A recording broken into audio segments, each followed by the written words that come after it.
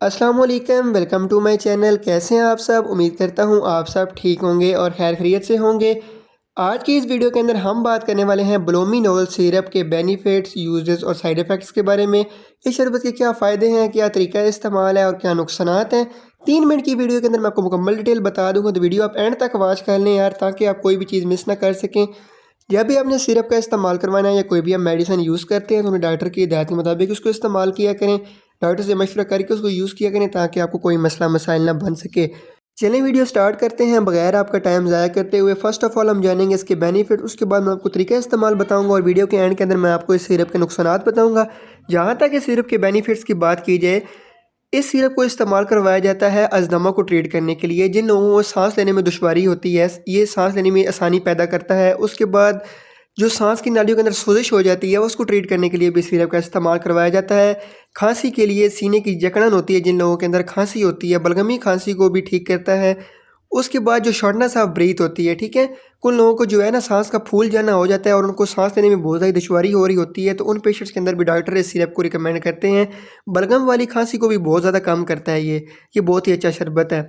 सांस की नालियों को खोलता है, सीने की जकड़न को कम करता है, सांस लेने में आसानी पैदा करता है और खांसी और बलगम को कम करने में बहुत मदद करता है। जो आपकी सांस वाली नाली होती है उसके अंदर अक्सर जो है वो सोजिश हो जाती है या उसके अंदर बलगम बन जाती है, जिस वजह से आपको खांसी भी होती है और सांस लेने के अंदर बहुत ज़्यादा दुश्वारी हो रही होती है, बहुत ज़्यादा मुश्किल हो रही होती है और आपको खांसी भी आ रही होती है और वो खांसी जो जाने का नाम ही नहीं ले रही, उसको ट्रीट करने के लिए इस सिरप का इस्तेमाल बहुत ही मुफीद है। ये हो गए ब्लोमिनल सिरप के बेनिफिट्स। अब हम बात करेंगे इसके जो डोजेज है, तरीका इस्तेमाल है, क्या हमने इसको यूज़ किस तरह करना है। वो बताने से पहले यार आपसे रिक्वेस्ट है कि अभी तक आपने अगर चैनल नहीं सब्सक्राइब किया हुआ तो वो सब्सक्राइब कर दें, ताकि मेरी आने वाली वीडियोज़ आप तक ईजिली पहुँच सके। अब हम बात करते हैं ब्लोमिनल सिरप के तरीके इस्तेमाल की, ठीक है।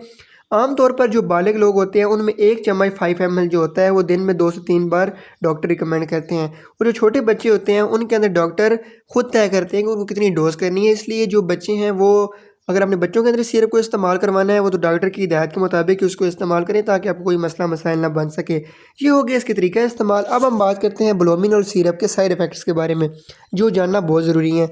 आमतौर पर हर मेडिसिन की तरह इसके भी कुछ कॉमन साइड इफ़ेक्ट्स हैं, जिसमें आपको मुख्तलिफ़ किस्म के साइड इफ़ेक्ट्स छोटे मोटे देखने को मिल सकते हैं। फ़र्स्ट ऑफ़ ऑल तो आपको मतली या उल्टी की शिकायत हो सकती है। दूसरे नंबर पे आपको चक्कर भी आ सकते हैं। जब इसको सिरप को आप ज़्यादा यूज़ करेंगे या गलत यूज़ करेंगे, उसकी वजह से आपको चक्कर भी आ सकते हैं, उल्टी की शिकायत हो सकती है, मतली की शिकायत हो सकती है, मुँह का खुश्क होना हो सकता है। ये साइड इफ़ेक्ट काफ़ी कॉमन देखने को मिलता है कि आपका मुँह ऐसे खुश्क होने लग पड़ता है, मुँह का ज़ायका ख़राब होने लग पड़ता है। तो ये जो है इसके छोटे मोटे साइड इफ़ेक्ट्स भी हैं।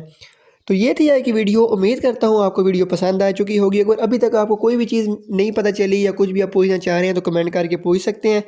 इंशाल्लाह मिलते हैं अगली वीडियो के अंदर। इतनी देर की अपना ख्याल रखिएगा, चैनल को सब्सक्राइब करना ना भूलिएगा। अल्लाह हाफिज़, थैंक्स फॉर वॉचिंग।